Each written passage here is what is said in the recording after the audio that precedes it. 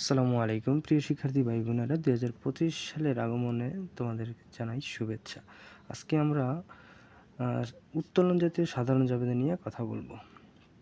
উত্তোলন জাতীয় অনেক জাবেদার মধ্যে তোমরা কনফিউশন হয়ে যাও, আসলে এটা কিভাবে জাবেদাটা হবে ওটা তোমরা সঠিকভাবে লিখতে পারো না। দেখো, উত্তোলন সাধারণত 2-3 ধরনের হয়ে থাকে, এই জন্য আরও বেশি কনফিউশন হয়ে থাকো। তাহলে দেখো, এখানে প্রথমত ব্যাংক হতে উত্তোলন।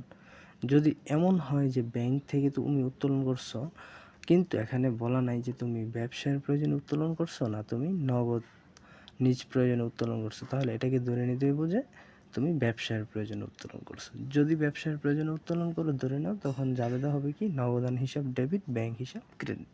কারণ তুমি যখন ব্যবসায়ের প্রয়োজনে লেনদেন এখানে উত্তোলন করবা, তখন কিন্তু তোমার ব্যবসায় নগদ টাকা বৃদ্ধি পাবে এবং ব্যাংক থেকে তোমার টাকা কমে যাবে। অর্থাৎ একটি সম্পদ